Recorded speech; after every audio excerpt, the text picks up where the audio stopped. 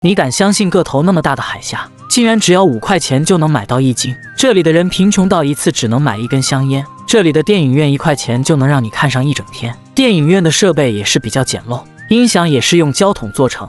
在非洲坦桑尼亚，一个偏僻以捕鱼为生的村庄，渔夫出海捕鱼，还是以原始的独木舟出行。为了能靠近大海，他们的房屋都建立在海边的沼泽地。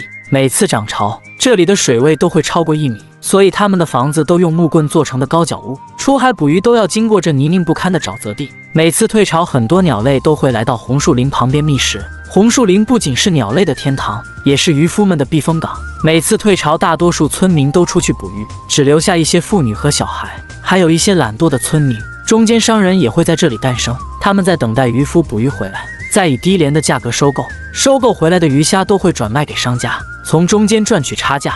看他们的穿着和手机，就能看出他们做这行赚取了不少钱。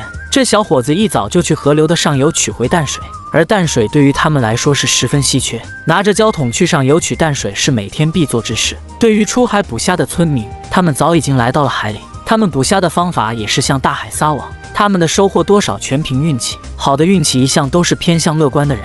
不远处有2个村民已经在收网，从他们的收网可以看出，他们这次收网收获并不是很好，都是一些体型很小的海虾，好不容易才能收到一个体型比较大的海虾。他们捕虾的最佳季节是在12月份到4月份之间，一旦水位降低的时候，他们都会下船步行拖网，但他们捕捉到的海虾并不大，他们会在捕捞到一定的海虾数量才会回岸。捕捞到的海虾都会按照1公斤1欧元到1.5欧元的价钱分卖，价钱都是由海虾的个头决定，相当于1斤的龙虾只用5块人民币左右的价钱。每当海水涨潮的时候，他们都会扬帆而回，简单的帆布让他们大大节省了力气。虽然捕虾的技术和船只设备非常简陋，但是对于他们来说已经很满足了，因为他们捕获到的龙虾可以卖到一定的价钱，维持他们基本生活。有些船上的帆布已经破烂不堪，但是也没有多出来的资金进行维修。捕捞上来的海虾都会按照个头进行分类，个头大的都会卖给中间商。杰拉是一位专门收购海虾，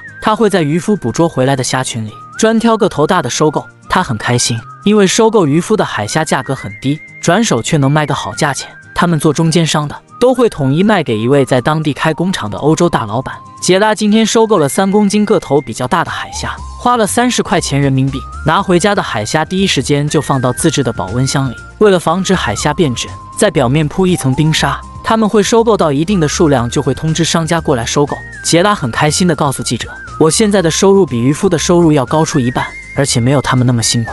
村民捕捞上来的龙虾个头比较小的都会进行烟熏晾晒，这样烟熏晾晒出来的海虾大大延长保质期。这些晒干的海虾一般都是用来自己食用，吃不完的就会卖给当地的村民或者中间商。他们的生活也比较贫困，建造的高脚屋只是树枝和一些树叶，这里面水和电，没有医院，也没有学校，过着比较原始的生活。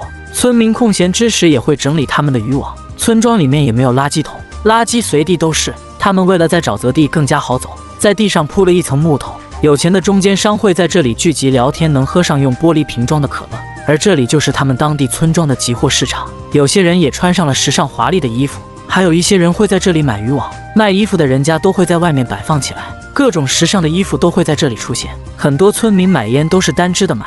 这位小老板告诉记者，一旦是鱼虾的季节，村里的人资金充足，就会经常过来这里买东西。电影院也开在这里，对于当地村民来说，这里就是他们娱乐游玩的好地方。这里的设施非常简单，没有椅子，只能坐到地上。播放影带的设备也是比较老旧，但是只要5毛钱就能让你在这里看上一整天。音响也是用胶筒做成的。对于有点钱的村民，会带上小孩妻子来到这里的饭店吃上虾饭。不要怀疑，这里就是他们村里开的饭店，能在这里吃上虾饭已经是很有脸面的。但在海边上的渔夫正在忙碌整理他们捕捉回来的海虾，看来这次渔夫的运气比较好，捕捞上来的都是体型比较大的，看来这次可以卖个好价钱。这里是当地唯一一个海虾收购商，他们对环境的处理也是比较严格。